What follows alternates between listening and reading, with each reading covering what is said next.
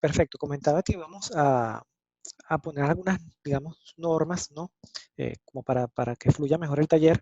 Eh, Básicamente pueden dejar las preguntas en el chat. Yo por comodidad voy a cerrar el chat ahorita para que no se vea el cuadro gris en pantalla. Y cada cierto tiempo yo hago una pequeña pausa, abro el chat y leo las preguntas. De todas formas, Josué me va apoyando. Si hubiese alguna pregunta muy relevante, pues él me interrumpe. Igualmente, si alguien tiene alguna inquietud, siéntase en total libertad de interrumpirme en cualquier momento, de quitar el micrófono y hacer la pregunta. Mientras más intervenciones, pues más se nutre el taller. ¿Ok? Vamos a iniciar. Pues bueno, bastante oportuna la introducción de Josué. Estamos en un momento eh, pues único, ¿ok? Una pandemia que no se ha vivido por lo menos en 100 años en todo el mundo.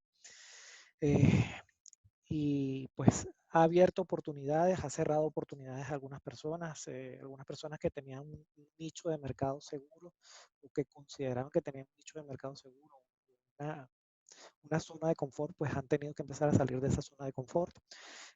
Algunas personas, como es el caso de los que trabajamos en informática, ya como carrera profesional, pues nos hemos visto sobrepasados en actividades laborales.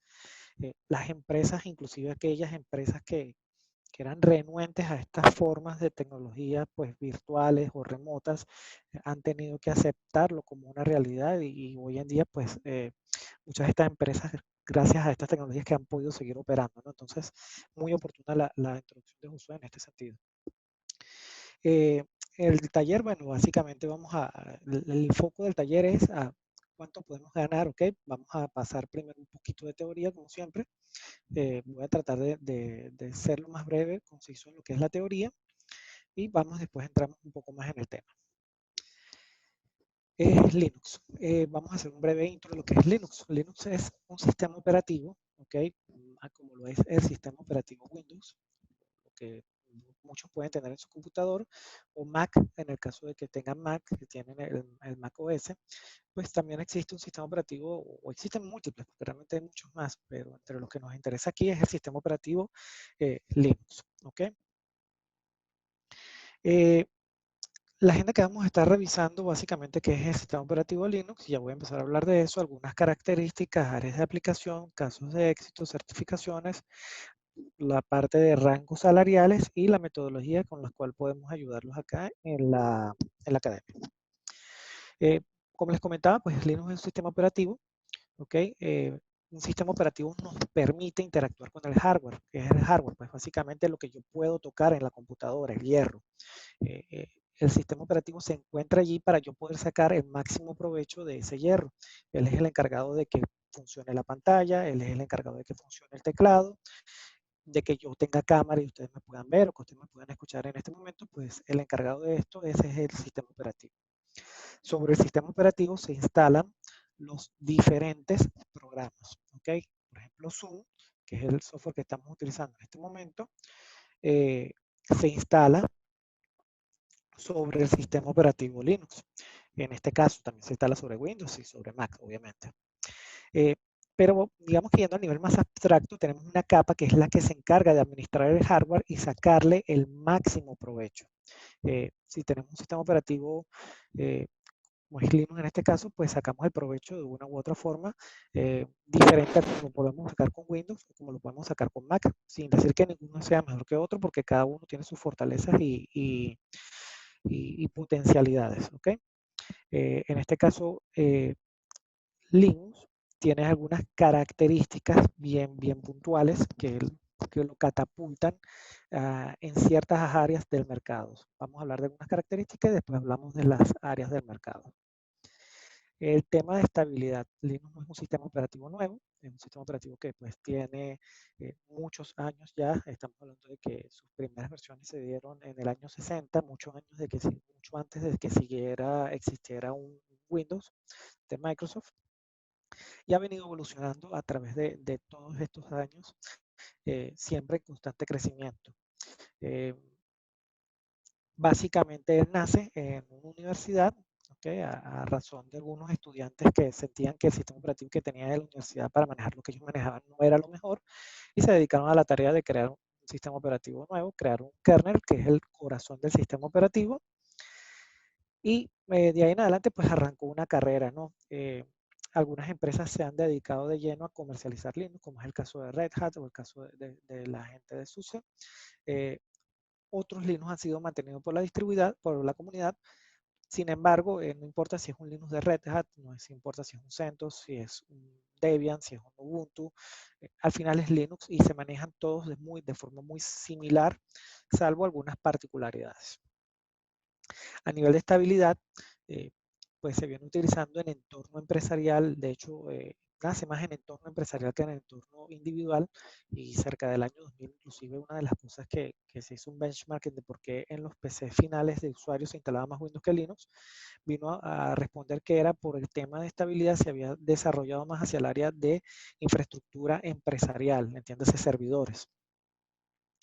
Incluso las estadísticas hoy en día que siempre están fluctuando sobre el 70 y el 80%, dicen que aproximadamente un 72% de los servidores que corren, servidores web, valga la redundancia en el mundo, corren una u otra forma del sistema operativo Linux. ¿Okay? Eh, Inclusive las nubes de Microsoft, eh, es interesante que el sistema operativo que más se pone a correr es Linux, no el mismo sistema operativo Microsoft, entiéndase Azure. Igual en AWS, si alguno de ustedes ha tenido experiencia con AWS, hay varias imágenes, particularmente está la famosa AMI Linux de AWS, que es un derivado de CentOS modificado por AWS, pero no deja de ser Linux. Eh, a nivel de seguridad, tiene dos factores. Primero, hay una gran comunidad que se encarga de ver qué es Linux. Linux es el sistema operativo y los componentes que están sobre él. Los componentes o los programas, por llamarlo de alguna forma, los mantiene desarrolladores y la mayoría de este código es público. ¿Qué pasa cuando el código es público? La comunidad los puede examinar y puede encontrar brechas de seguridad. Eh, Esto hace que la respuesta ante temas de seguridad venga de inclusive de la misma comunidad y sea mucho más rápido que lo que una empresa privada generalmente puede dar respuesta. Hay algunos casos bien puntuales, como el caso del Shellshock, que fue un virus bastante famoso. Bueno, un virus, fue una vulnerabilidad realmente que tuvo Linux y se resolvió en menos de una hora. Lo resolvió la comunidad y en menos de una hora la comunidad ya había subido el parche y ya lo había entregado.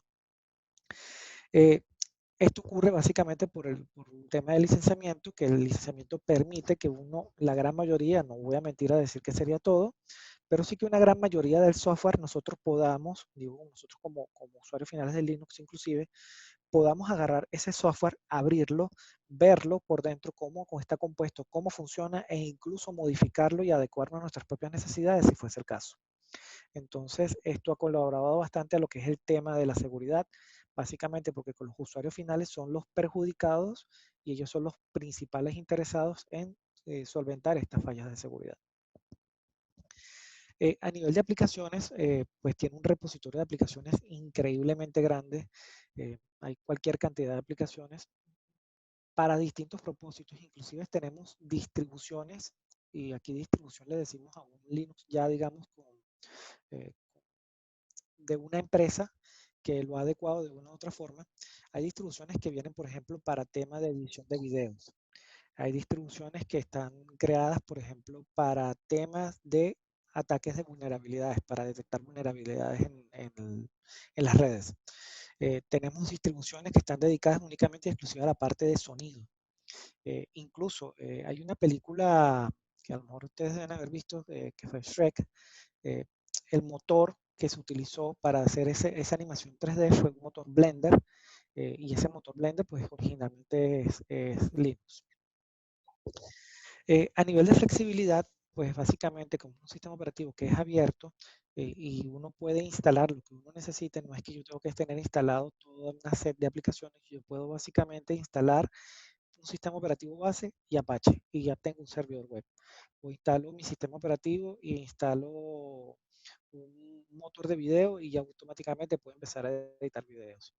Entonces, tengo flexibilidad de adecuarlo a lo que necesitemos. Por aquí están levantando la mano, creo que Kevin. Adelante, Kevin, si quieres comentar algo. Vamos a ayudarle a Kevin con el micrófono. Tienes que habilitarle el micrófono, pero yo voy a ver. Ah, ok, por favor, ayúdame, José. Ok, un momento. Ahí tienes, Ah, Gilson, ya tienes el micrófono habilitado. En cualquier momento, a cualquier hora se da una conflagración y es necesario que todos los sistemas, Yo que todo lo que tenga que ver. creo que Kevin, pues, está en otras. Podemos seguir, entonces. ok, vamos a seguir. Voy a tratar de hablar un poco más lento. Dicen que escuchan un poquito cortado. Voy a tratar de hablar lento. De todas formas, si alguien más escucha cortado, por favor. No sé, José, ¿cómo me escuchas? Pues yo en realidad lo escucho bastante bien, ¿verdad? Ok, Entonces vamos a tratar de ayudar a las personas. Si gusta, no se acerque tanto al micrófono, creo que tal vez puede ser eso. Pues, ok. yo creo que sí. Vale, voy a dejarlo a esta distancia a ver qué tal. Permiso, bueno, nada más para decir que yo sí lo escucho fuerte y claro. Ah, excelente. Perfecto, gracias. Bueno, básicamente a nivel de flexibilidad, entonces, pues tenemos esta ventaja de instalar un sistema operativo Linux y adecuarla a nuestras necesidades. De hecho, en el curso ya a cabalidad, nosotros instalamos lo que se hace algo mínimo y después lo adaptamos a tener completamente una interfaz gráfica. Un ejemplo práctico es cuando tú montas un servidor. Un servidor tú no tienes que estar sobre él todo el tiempo. Entonces, para que un servidor ocupa interfaz gráfica, lo que se suele hacer es que se monta, en el caso de un servidor, una interfaz completamente vacía y se ponen únicamente los servicios que ocupa el servidor, qué sé yo, un servidor web, si fuese el caso, una base de datos. eh, Hay varios casos de éxito que vamos a hablar ahorita. A nivel de costos, yo no voy a caer en mentir ni pecar de decirles que Linux es gratuito. Hay distribuciones Linux que definitivamente puedes bajar sin costo, como es el caso de un Debian, un Ubuntu, CentOS, OpenSUSE, y hay otras distribuciones que tienes que pagarlas, ¿ok? Pagas más por el soporte empresarial que de hecho por la misma distribución, como es el caso de Red Hat. Cuando tú tienes una distribución Red Hat, si bien es cierto que tienes que pagar, estás pagando más por el soporte de tener la marca atrás, que hay algunas empresas que definitivamente trabajan con soporte de marca. Eso no es bueno ni es malo, eh, a veces son normativas. Y cuando tienes estas empresas que tienen esta marca, pues Red Hat está allí, como es el caso de Red Hat, por nombrar alguna. Sin embargo, hay distribuciones, como es el caso de Debian, Ubuntu, CentOS, OpenSUSE, que podemos descargar y nos dan básicamente lo mismo que podemos tener en una distribución Red Hat. Entonces, no quiero pecar nuevamente diciendo que son gratuitas todas, porque no lo son. Sí hay una gran cantidad que vienen con gratuidad. Adicional, el hecho de que yo tenga una distribución gratuita no significa que no pueda tener algo pago. De hecho, hay distribuciones como es el caso de Debian que tienen bien claro este concepto y te dicen, yo tengo tres tipos de paquetes, de programas que tú puedes instalar. Tengo los paquetes que son libres, que es decir, que son esos que tú puedes abrir, los puedes editar y puedes verlos cómo están. Tengo algunos paquetes que están de contribución. Generalmente ahí tenemos algunos drivers, como es el caso de los drivers Intel, que ellos los sueltan en modo contribución. Y tenemos los privativos. Los privativos es que no puedes hacer nada de lo que te dije anteriormente. Entonces, el tema de costo va en esas tres áreas. Igual tú puedes tener software pago dentro de Linux. Tú puedes tener un Debian que es gratuito, pero le puedes correr ahí una suite de Adobe, por ejemplo, que es paga. Entonces puedes tener esas dos combinaciones. A nivel de la comunidad, bueno, ya hablé bastante de esto, no me voy a extender mucho aquí. Básicamente la comunidad es todo aquel usuario que de alguna u otra forma colabora en que un Linux funcione como tiene que funcionar. Linux está lleno de programas que buscan una solución a un problema puntual y que alguien ya tuvo en algún momento. No es de extrañar que ustedes tengan algún problema y ustedes busquen un software que haga algo y ya exista, porque ya alguien tuvo ese problema, ya alguien desarrolló ese software y ya alguien lo puso disponible en Linux para que alguien más pudiera utilizarlo. Hay inclusive software contables que tú puedes conseguir ya listos eh, para empezarlos a utilizar. No estoy diciendo que se adaptarán 100%, pero alguna solución ayudará. Y el tema de la libertad, que es básicamente donde se suele confundir con los costos, que libertad no es igual a costos. Libertad es lo que yo puedo hacer con el software. Por ejemplo, en el caso de los sistemas operativos open source, completamente que sean open source, me facultan a mí con 3 libertades. Primero, la libertad de usar el software. La segunda libertad, que es distribuir el software. Y la tercera libertad, que es de modificarlo. Lo único que me piden es que yo tengo que facultar, por ejemplo, si yo agarro este software y se lo vendo a alguien, tengo que facultar a esta persona con la misma licencia que yo lo tengo. Es decir, si yo lo vendí, la persona a la que yo se lo di también lo puede vender. Es lo que exige Linux en este caso. Y si la persona a la que yo se lo vendí lo quiere regalar, también es válido, porque la licencia lo protege para eso, en el caso de la libertad. No aplica para todos los programas, nuevamente, no es que porque yo instale un Adobe en Linux, yo puedo agarrar el Adobe y ahora revenderlo. No puedo hacer eso. En el caso de Adobe, si yo lo instalé en Linux, no puedo hacer eso porque está protegido por otro tipo de licencia. Sin embargo, gran cantidad, me atrevo a decir que más del 80% del software que tú puedes instalar en un sistema operativo Linux cuenta con una libertad para que tú puedas hacer estos 3 principios que enumeré anteriormente. Áreas de aplicación. Aquí digamos que empezamos a entrar en materia.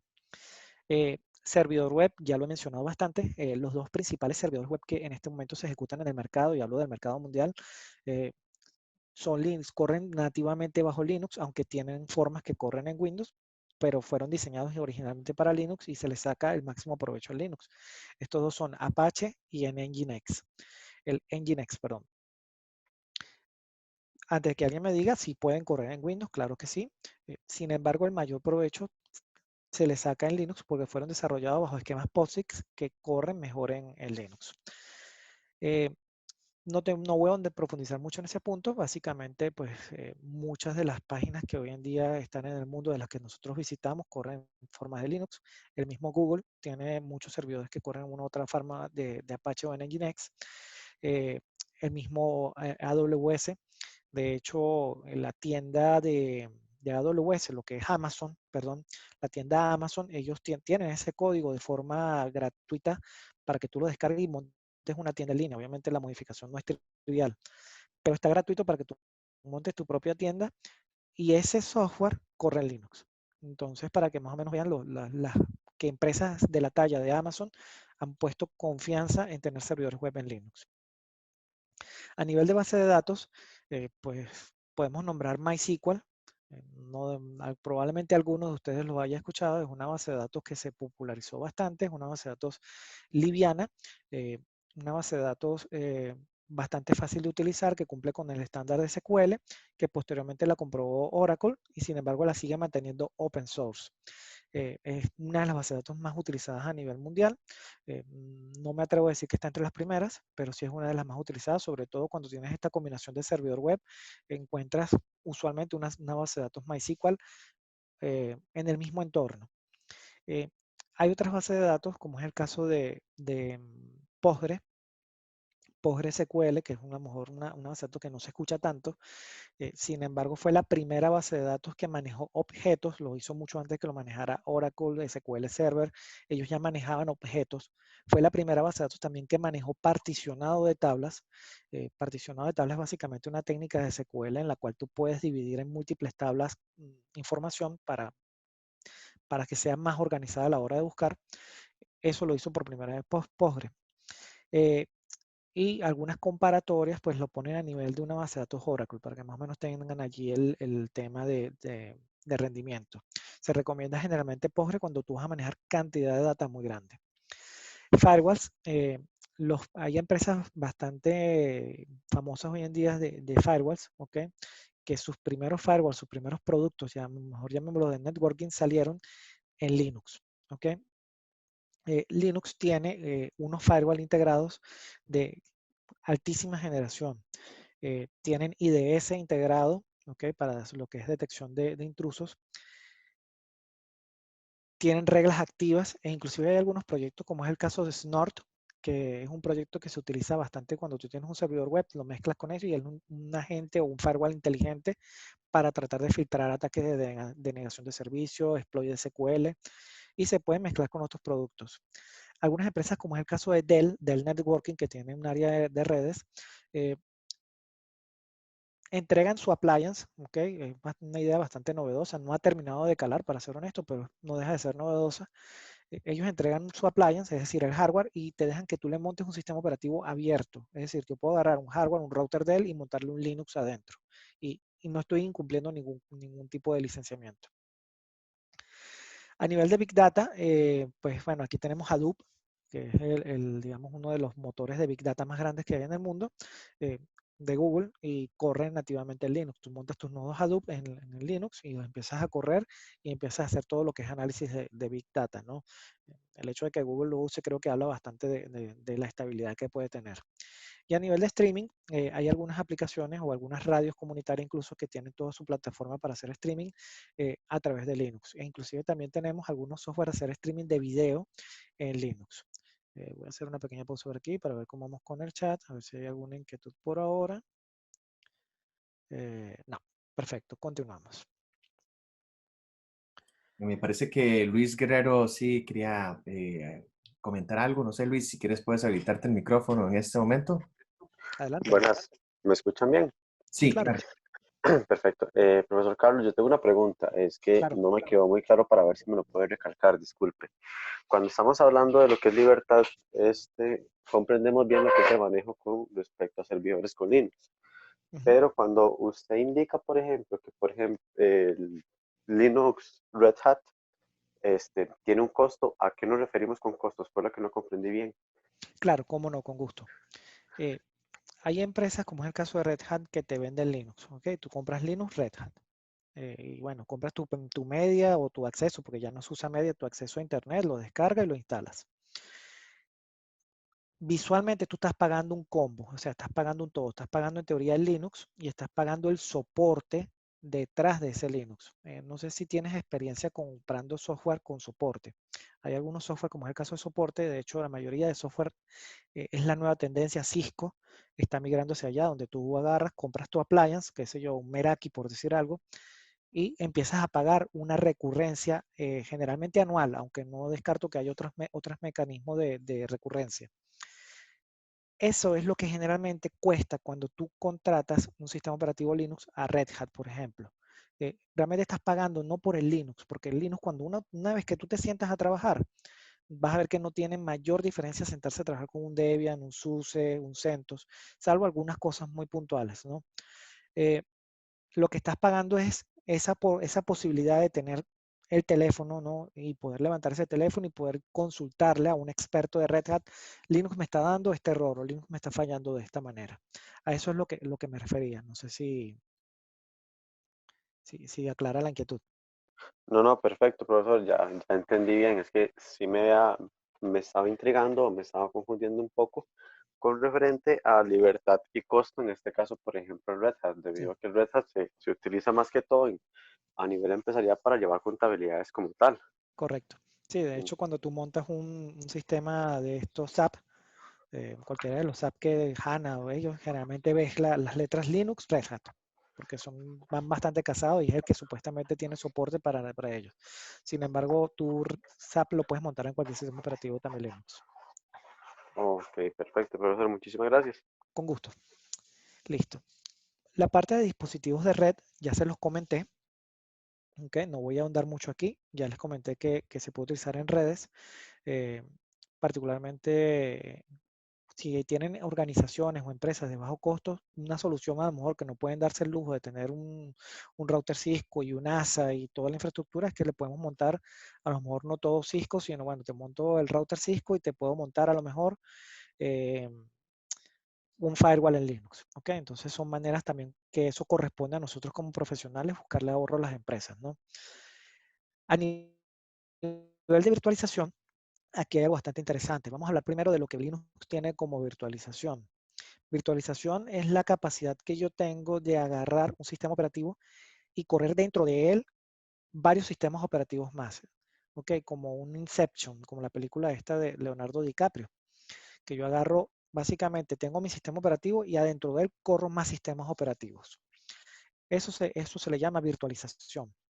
Y Linux tiene algunos virtualizadores bastante interesantes como son KVM, KVM, Xen, OpenStack y Proxmox. KVM es un virtualizador, por de hecho, bastante práctico para usos no pesados, aunque he visto bastantes empresas que lo usan empresarialmente y les ha ido bastante bien. Sin embargo, no está recomendado para cargas pesadas. Si tengo mi estación de trabajo y quiero hacer pruebas y quiero tener entornos virtualizados, KVM es recomendado para esto. Zen, que a lo mejor Zen les suena más, a lo mejor inclusive por Zen Apps, que es donde ellos han tenido mayor éxito, o Zen Server, es en Linux el top de lo que es virtualización. Puede hacer casi todo lo que hace hoy en día un virtualizador de nivel de VMware o de Hyper-V. Ellos tienen la capa gratuita, que es el Zen Open Source, y tienen una capa privativa, que es la que maneja la gente de Zen Citrix. Básicamente es el mismo software y ocurre muy parecido con lo de Red Hat. Pagas más por el soporte y las interfaces gráficas que en el caso de Open Source no las tienes. El caso de OpenStack es más famoso porque OpenStack está pensado más para data centers y puede utilizar cualquiera de los dos motores anteriores. Entonces los data centers que tienen que manejar millones de máquinas virtuales y que tienen que manejar millones de hosts, tienen este software de OpenStack que es más como un centralizador de lo que es la virtualización. Uno de los casos más exitosos es Rackspace, que usa OpenStack en su digamos, data centers. Proxmox es básicamente otro virtualizador que también es como una capa más que se monta sobre KVM y Zen y es recomendado para una administración de carga pesada si vas a trabajar con Zen o KVM. ¿Ok? Aunque KVM nuevamente, como les comenté, no se recomienda mucho para carga de trabajo pesada. Con Proxmox tú tienes una interfaz visual que a lo mejor estas de fábrica no te la dan. Y el otro caso que tenemos básicamente son los contenedores. Los contenedores se han hecho bastante famosos desde hace un tiempo para acá. No es un término nuevo, pero es algo que se ha venido haciendo famoso porque vino como a dar una respuesta que da un problema que todos sabían que estaba, pero no había manera de solventarlo, que es una guerra que existe entre el área de desarrollo, el área de calidad y el área de producción, de software sobre todo.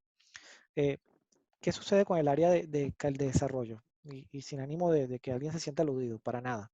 El desarrollador desarrolla según ciertos criterios, según ciertos estándares y hace un software. Y después ese software generalmente lo prueba un área que es calidad. Y cuando calidad lo va a correr, no le funciona, no le corre. Y entonces viene el desarrollador y dice, pero en mi máquina sí corre. Y calidad dice, no, en mi máquina no corre. Entonces ocurre generalmente porque los ambientes no son iguales. Y peor todavía cuando a lo mejor logra pasar estas dos etapas y lo vas a mandar a producción, que es mucho más delicado, porque en producción no todo el mundo puede intervenir y suele estar muy divorciado de los desarrolladores, por temas casualmente de auditoría de seguridad. Entonces los desarrolladores, perdón, los de arquitectura o los de infraestructura, que es más donde se centra nuestra área, solemos ser también medio cerrados y entonces cuando viene el desarrollador y me dice, en mi máquina sí corre, en mi computador sí corre, nosotros le decimos, sí, eso está muy bien que corre en tu computador, pero tiene que correr en producción. Que corre en tu computador no me sirve. Entonces, generalmente lo que ocurría era que había diferencias de versiones de programas, diferencias de dependencias, diferencias de requisitos, ¿ok? Es lo que ocurría generalmente. ¿Qué es el contenedor? El contenedor es una especie de virtualización que tú preparas con una receta. Y tú dices, esta receta, tal cual como hacer un queque, como hacer un pastel, tú dices, esta receta lleva tanto de azúcar, tanto de harina y tanto de mantequilla. Los contenedores funcionan igual. Tú preparas tu receta, tú dices, este software que yo estoy preparando lleva este programa, esta dependencia. Y lo corres. Y automáticamente te corre en la máquina del desarrollador de forma aislada. Cuando llega a calidad, tú no le das el software, sino que le das la receta. Y él mete la receta a Docker. O a Docker mencioné ahorita por nombrar algunos, pero hay varios. Está el XC por nombrar otro. Tú le metes la receta al contenedor y él vuelve a preparar la receta, pero ahora en el ambiente de calidad. Y como es una receta y el que la prepara es el mismo, queda igual como la preparó el desarrollador. Y luego, si esto pasa a los estándares de calidad, se lo entrega el de producción y él vuelve a preparar la receta. Algunos casos de éxitos de Linux, vamos a pasearnos muy rápidamente por algunos, son el caso de Android. Mentiría si dijera que Android hoy en día es un Linux. Sin embargo, cuando Android nace, sí era más un Linux que un sistema operativo de teléfono. Ya hoy en día es algo totalmente divorciado de lo que puede ser un Linux, pero es un caso de éxito bastante importante porque la penetración del sistema operativo de Android en el mercado, pues bueno, ha sido mayúscula. El caso de servicios de la nube, creo que ya comenté bastante de esto, ¿no? Como es el caso de AWS, el caso de Google, el caso de Azure. Eh, si ustedes van a levantar una máquina virtual, por ejemplo, en AWS, en una instancia de C2, sería en el caso de AWS, se van a dar cuenta que el costo de una máquina con Linux es muy inferior al costo de una máquina con Microsoft. Básicamente por lo que hablamos de los temas de costos. Hay temas de licencia que no me van a cobrar. Entonces es un caso de éxito bastante interesante porque yo puedo montar en una nube pública o privada o semipública o semiprivada, puedo montar a correr mis sistemas internos, ¿ok? Con costos relativamente bajos y aprovechando la infraestructura de la nube. En el caso de Software as a Service, es un modelo bastante exitoso porque ya vemos que algunas empresas empiezan a darnos Software as a Service, como es el caso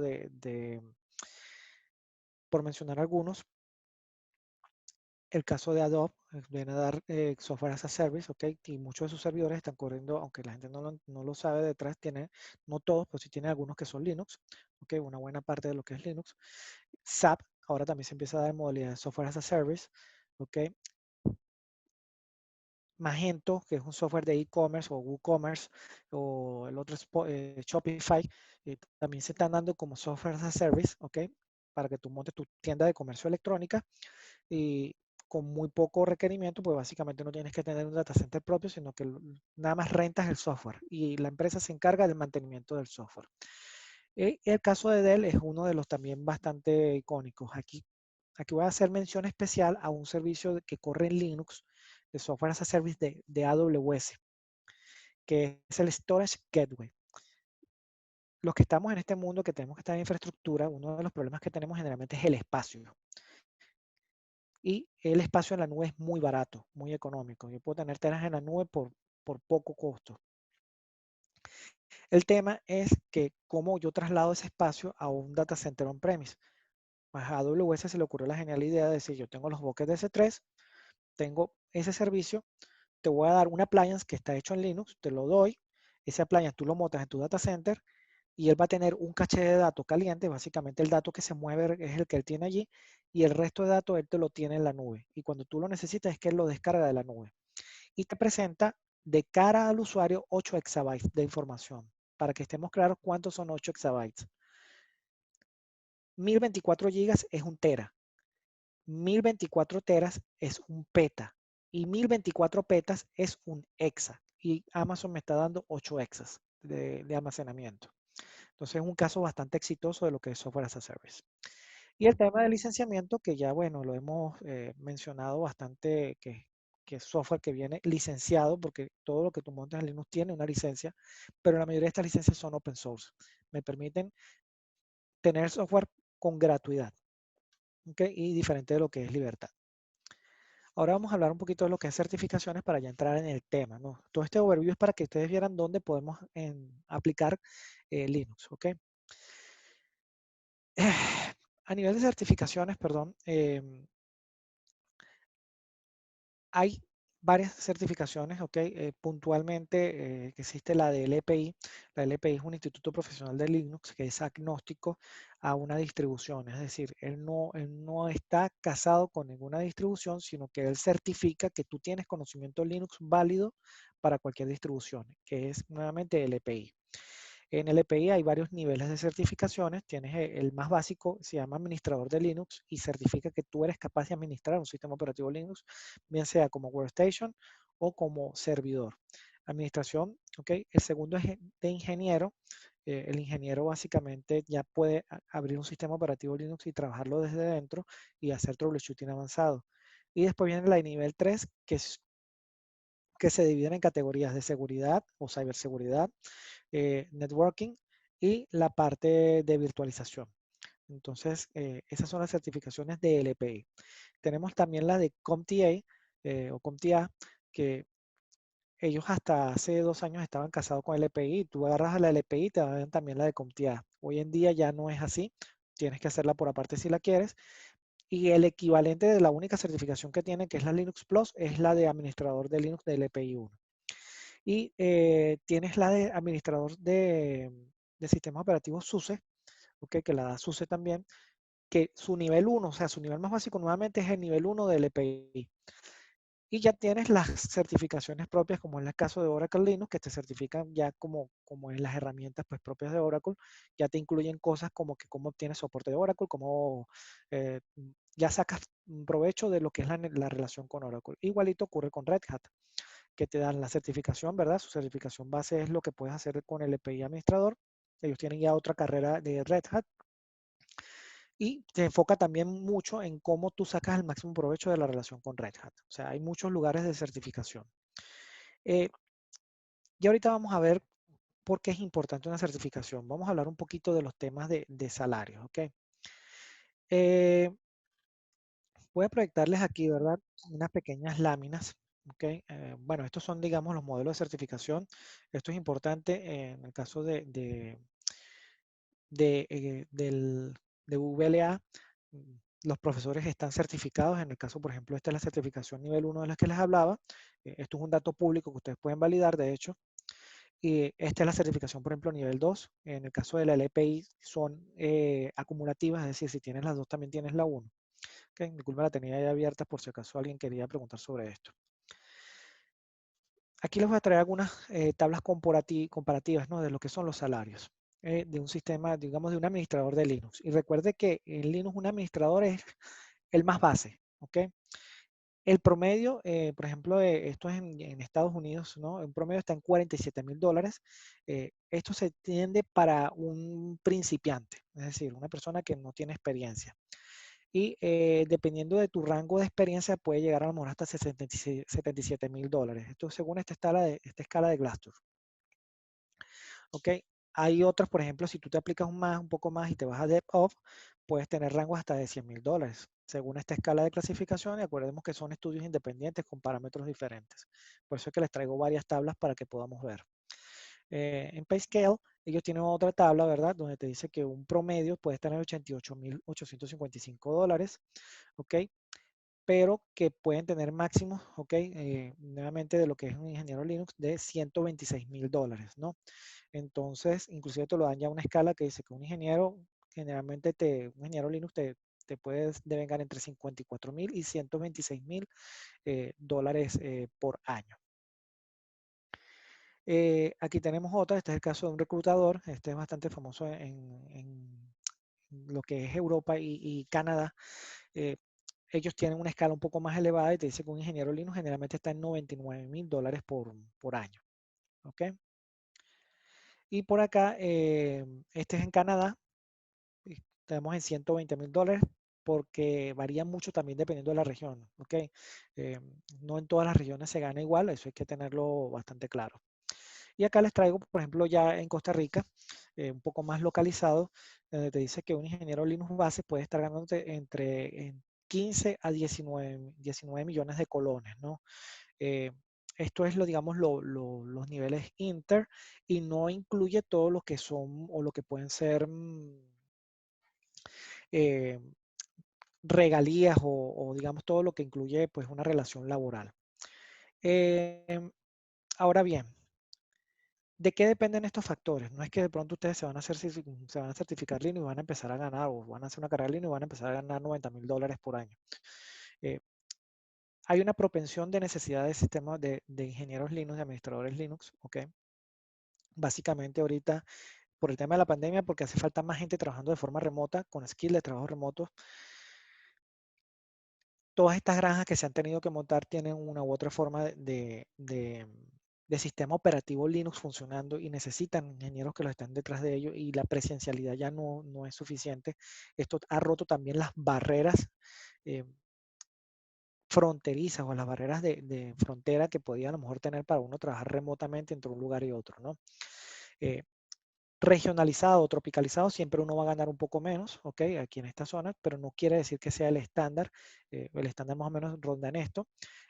Y ya si tienes una certificación, a lo mejor nivel 2 y nivel 3, puedes hacer mucho más todavía, ¿ok? En este caso no quise proyectar mucho más que esto porque no voy a vender tampoco falsedades y algo que nosotros nos gusta es ser bien honestos en lo que nosotros le decimos a todos nuestros participantes. Entonces, básicamente, tener una esquina en Linux generalmente te lleva a estos rangos salariales o puede estar en estos rangos salariales, ¿ok? Adicional, cuando tú tienes una esquina en Linux, tú los puedes y es recomendado que tú los mezcles con otros skills. Por ejemplo, un skill que yo recomiendo de entrada es si haces una carrera en Linux, paralelo a ella, o si no puedes paralelo cuando termines esta, haz la parte, es AWS, ¿ok? Para que saques el máximo provecho de una nube. Si no es justo AWS, yo recomiendo AWS porque es con la que más yo me siento cómodo, pero pueden hacer también la de Google Cloud o la de Azure, pero es recomendado que la combinen con una forma de nube. Otro que es bastante interesante y que es una carrera muy buscada es el tema de ciberseguridad. Eh, Cuando digo ciberseguridad me refiero a ataques de pen testing, ¿ok? Aquí hay una deficiencia de profesionales bárbara. De hecho, cuando yo como empresa, si tengo una empresa y necesito que me hagan una prueba de pen testing, reconocidas a nivel mundial, hay muy pocas. Digamos con certificaciones para hacer este tema, certificaciones de ethical hacking, por ejemplo. Entonces, ahí hay una falla o una necesidad o un nicho de mercado bastante latente. En esta pandemia yo quiero, por ejemplo, nombrar algunas posibilidades que se han presentado.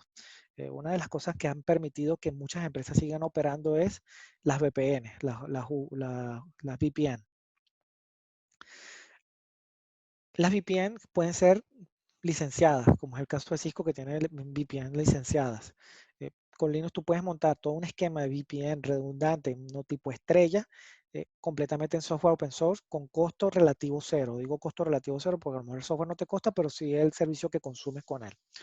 Entonces son ejemplos de cómo un ingeniero Linux puede agarrar y puede poner a vender o puede vender skills. Para hablar desde la experiencia personal, pues yo trabajo principalmente con sistema operativo Linux, no solo como facilitador de la academia, sino en mi vida laboral fuera de la academia también trabajo con sistemas operativos Linux y en esta puntualidad pues me ha tocado que rápidamente ayudar a montar e-commerce de empresas que ni siquiera tenían por la mente ponerse a vender en internet y de la noche a la mañana, pues les dijeron, ¿sabes qué? Tienes que cerrar a Santa María, no vas a tener el mismo flujo de personas entrando y saliendo de tienda y comprando tu mostrador. Y tuvieron que plantearse rápidamente o cómo sigo operando. Y tuvieron que montar software e-commerce. Entonces, por ejemplo, yo con Linux he podido ayudar a varias de estas empresas a montar software e-commerce. Y manteniendo costos relativamente aceptables, porque el tema es este, ¿no? ¿Cómo hacemos para ser competitivos? Porque si yo me disparo en costos, pues no tiene mucho sentido que se venga conmigo, voy y contrato un software as a service. Entonces Linux permite o me da esa flexibilidad de yo poder bajar costos operativos y a lo mejor pues tener ganancias por otras partes. Perdón. Aquí les traigo otra lámina que se las voy a mostrar. Ya esto es un estudio más serio que se hizo, ¿verdad? Y es básicamente que el 70% de las personas que obtuvieron una certificación se hicieron más atractivos para los empleados. Para los empleadores, perdón. ¿Qué es lo que ocurre con esto?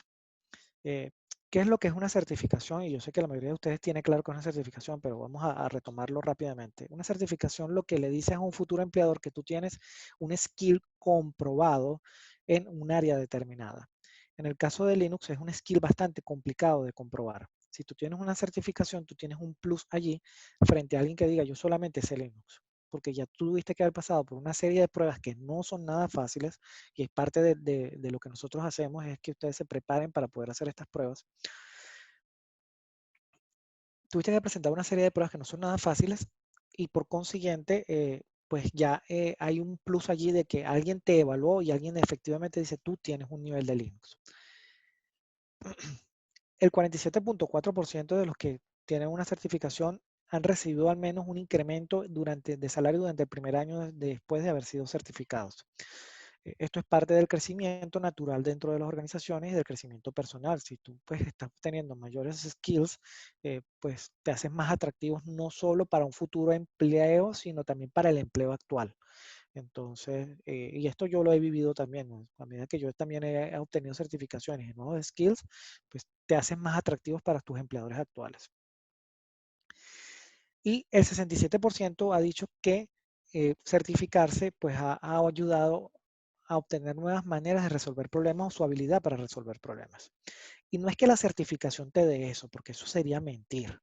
Que no es que la certificación te va a dar nuevas habilidades, no es que de pronto tú antes de presentar la prueba no sabías cómo resolver un problema y mágicamente presentaste la prueba y ahora resuelves el problema, sino que toda la preparación, toda la carrera que debes hacer para prepararte a la certificación es donde te obtienes la capacitación para resolver problemas. ¿Ok? Entonces, por eso es que se vincula que el 67% aproximadamente ha dicho que certificarse le ha ayudado a resolver problemas. Ok, aquí abajo está la fuente por si acaso alguien quiere visitarla. De todas maneras, esta presentación se circula. Aquí, bueno, un poquito de cómo es la modalidad de nosotros. La primera parte ya se las comenté. Los profesores de VLA son certificados y aparte de eso no solo son certificados, sino que son experiencias. Tienen experiencia. ¿Qué quiere decir esto? Que no es que nos vamos a venir aquí de manual a enseñarles Linux. No es que yo voy a pegarme aquí con un manual, para eso yo les digo, bájense una guía. O sea, aquí se explica con experiencia, con conocimiento, escenarios de casos donde se le dice, mira, ¿sabe qué? Yo en una oportunidad me pasó esto y se resuelve de esta manera. ¿Ok? Cosa muy diferente de lo que es nada más la teoría. Entonces, por eso es que hacemos bastante énfasis en esto aquí, que son profesionales certificados y con experiencia. La modalidad es 100% virtual.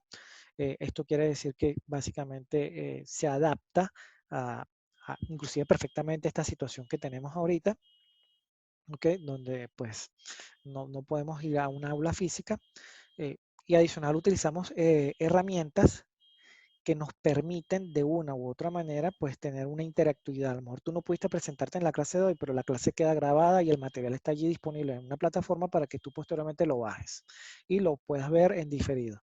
Adicional tenemos otros canales de comunicación con los cuales puedes estar aplicando inclusive en laboralmente, entre comillas, hablando, o a lo mejor por práctica, puedes estar aplicando lo aprendido en clase y tú puedes rápidamente levantar la mano y preguntar, mire, me está dando este error, ¿cómo se resuelve? Y es parte del compromiso de nosotros, los facilitadores, para con ustedes. Hay ciertas normas, no es que tampoco es que nos pueden a lo mejor las 24 horas del día, porque no es eso lo que se vende, y esas normas se explican después, pero o sea, sí existe esa posibilidad o ese canal. Certificaciones, ¿verdad? Los que nosotros estamos ofreciendo tienen una gran oferta laboral. En el caso de Linux, si por puro ejercicio, por pura prueba, búsquense cualquier página y escriban trabajo en Linux y van a ver que les sale una gran cantidad de oferta laboral. ¿Ok? Entonces aquí yo no me voy a extender mucho, nada más decirles que las certificaciones que nosotros estamos ofreciendo o las carreras que nosotros estamos ofreciendo, los cursos que nosotros ofrecemos, tienen cabida dentro de una nicho de mercado que está requiriendo profesionales. Los cursos se diseñan a la medida, nuevamente, ¿qué se hace aquí con esto de cursos diseñados a tu medida? Se negocia con el estudiante, hablamos con el estudiante, las clases no son fijas, es decir, que de pronto si ustedes vamos a la clase de hoy y hoy tocaba networking por hablar cualquier cosa, pero ustedes llegan con una inquietud, no es que de pronto no sabes que vamos a hablar networking, no, eso no ocurre, no funciona de esa manera. La intención de nosotros es que ustedes aprendan para la práctica, es decir, si ustedes me traen un problema real, es más valioso resolver un problema real que a lo mejor un manual. Entonces a esto nos referimos con cursos diseñados a la medida. Y definitivamente clase dinámica interactiva, esto es parte y parte. Aquí requerimos la interactividad con ustedes, que ustedes nos muestren, nosotros les mostramos. Ustedes pueden intervenir en cualquier momento, no es algo fijo donde yo soy el que tiene la razón. Me equivoco, estoy completamente abierto en decirlo, nos equivocamos, somos humanos. Lo importante es que se discute en clase, se ven los errores en clase y se buscan las soluciones en clase. ¿Ok? Las clases son teóricos prácticas, lo que estuvimos hablando, los objetivos están actualizados y alineados. Siempre estamos revisando, por ejemplo, en el caso de las certificaciones, qué hay nuevo para poderlo meter. Generalmente las certificaciones se revisan una vez al año. Eso ocurre entre octubre y noviembre. Entonces, bueno, ahí nos sentamos a revisar qué hay de nuevas certificaciones para adecuar los cursos. Lo que les comentaba son casos de usos reales y el material es independiente. No es que de pronto ustedes van a venir aquí y van a aprender únicamente un Ubuntu. Y entonces el día de mañana le van a dar un centro y ustedes van a estar perdidos. No. Es independiente de la plataforma Dev o RPM, que es como se dividen generalmente los sistemas operativos. No sé si hay preguntas, voy a abrir el chat en este momento. Ok, vamos a ver qué hay por aquí antes de abrir los micrófonos. Para ver si hay algunas inquietudes. Perfecto. Chicos, ¿Qué mencioné a nivel de todos que se queden al final del taller, que tenemos una dinámica, vamos a tener una rifa al final del taller. Y también yo quiero aportarle un poquito ya a Carlos con unos puestos laborales que están en este momento en Internet acerca de Linux, que podemos ver ahí en LinkedIn, que podemos ver en otros lados, para que más o menos se den una idea, dependiendo de los países en que nos están viendo ahorita. Perfecto. Un poquito. Voy a leer algunas de las inquietudes que salieron por acá. Por ejemplo, Abdiel preguntaba si hay una certificación llamada Linux Essentials.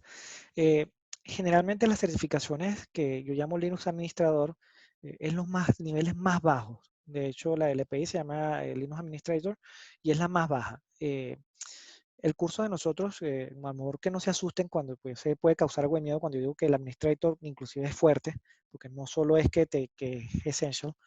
El curso de nosotros va de lo que yo llamo de 0 a Linux. ¿Ok? Ciertamente, no sé si a lo mejor voy a adelantarme alguna pregunta, generalmente son las preguntas que salen. Hay algunas cosas que ustedes deben saber básico. Por ejemplo, se pide por lo menos que ustedes sepan operar una computadora en Windows al menos, o en Mac. Tienen que tener acceso a Internet. Y una pregunta que hacen generalmente es que si necesito conocimiento de inglés. Para el curso, no. Para la certificación nivel 1 del EPI, puedes presentar el examen también en español. Sin embargo, tener un mínimo de inglés, aunque sea técnico, siempre es un plus adicional. Cuña aparte, también tenemos los podemos ayudar allí, ¿ok? Con las clases de idioma. Pero fuera de eso, no es necesario para el curso tener nivel de inglés, ¿ok? Y para la certificación a menos en el EPI, no. El que pueda, por ejemplo, presentar la certificación del EPI en inglés es una recomendación más que nada por tropicalización de términos. Un compañero un día fue a presentar una prueba y le salió en la prueba de Cisco, recuerdo yo, si usted tiene un rutero, entonces él se quedó porque no sabía si le estaban hablando de la tabla de enrutamiento, le estaban hablando de un enrutador o le estaban hablando de qué. Entonces, bueno, esas son, digamos, a veces las cosas que pueden salir. ¿Cuánto se puede ganar mensual proveyendo? Bueno, creo que por ahí lo mencioné más o menos lo que son los rangos anuales. Ahí hagan el prorrateo mensual, ¿no?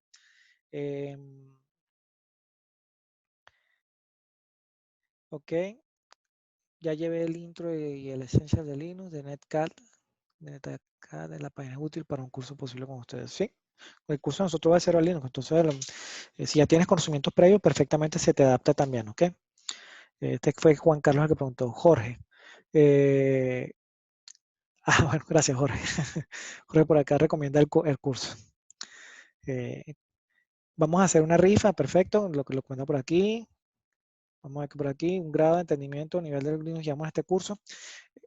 El Amongeco, me disculpan así, no lo sé pronunciar bien.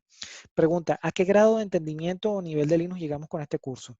Nuestra intención es que ustedes puedan certificarse en el nivel 1, es decir, que ustedes puedan administrar un sistema operativo Linux, entiéndase desde instalarlo, configurarlo, instalar programas y configurar la red, que es un punto bastante delicado en Linux. Hardening es un poquito de lo que es firewall para un servidor Linux, y troubleshooting de nivel 1. ¿Ok? ¿Qué es troubleshooting de nivel 1? Por ejemplo, un sistema operativo que no arranca, ¿cómo hacemos para que arranque? En cuanto al tema laboral, además de Linux, ¿qué otras certificaciones se puede combinar? Por ejemplo, en la parte de redes, ¿cómo se integra? Bueno, por aquí creo que hablé un poquito de esto, Roberto. Voy a tomar a mencionar nuevamente. Linux se lleva muy bien con cualquier certificación. ¿Okay? Él se casa muy bien en general con cualquier certificación, sean de nube, sea Cisco, porque los conceptos que se usan son allí, o sea, no son excluyentes, no son mutuamente excluyentes. Obviamente que si, por ejemplo, yo tengo dinero y puedo montar un ASA, a lo mejor monto el ASA y no un firewall Linux, pero si yo no tengo suficiente dinero, puedo montar un router Cisco y puedo montar un firewall Linux, lo combino. Particularmente recomiendo, como les comentaba, las de AWS, cualquiera de networking es muy buena, las de Cisco las puedes combinar perfectamente. Ethical hacking, la recomiendo bastante también, que es el tema de ciberseguridad, ¿ok? porque cuando tú ves a estas empresas que hacen detecciones de ciberseguridad, utilizan generalmente distros Linux, particularmente la mayoría utiliza Kali Linux, que es un software puntualmente desarrollado, un Linux que recoge una cantidad de herramientas para eso. Carlos Colera, bueno, está preguntando datos de la beca. José, por favor, me ayudas a comentarle a Carlos, que es la última pregunta que tengo por aquí. Claro, ahorita Si vamos a quieres, esa parte. sí, perfecto, déjame responder la última de Nay y te doy la palabra. Nay pregunta, ¿de nivel 1 Linux con inglés B2 es suficiente para conseguir un empleo? Sí, como les comento, no es necesario inclusive el inglés para uno aprender Linux, pero siempre es un plus. Yo recuerdo que en mi primer trabajo yo ni siquiera tenía inglés básico, o sea, yo no manejaba nada de inglés. Este, y Linux fue el que me abrió la puerta, de hecho. Inclusive mi trabajo actual fue Linux el que me abrió la puerta y me ha ido bastante bien, no me quejo para nada pues de cómo me ha ido. Pero perfectamente un inglés y B2 te sirve. Mi recomendación, llévalo al B4. Mientras más inglés tengas, pues más obviamente se amplía la oferta laboral. ¿Cuánto dura el curso? Te han planteado, bueno, por aquí una que es más para Josué, que si se planea implementar el ethical hacking. Alex, ¿cuánto dura el curso?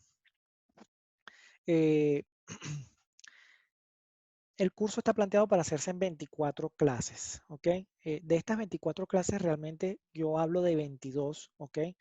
¿Por qué digo 22? Porque me gusta dejar las últimas 2 clases para prácticas reales, problemas reales. Se daña de hecho una máquina de parte del entrenamiento, dañamos una máquina y parte de esas últimas 2 clases es recuperar esa máquina. Cuando digo máquina puede ser virtual. Entonces son 24 semanas que dura el curso.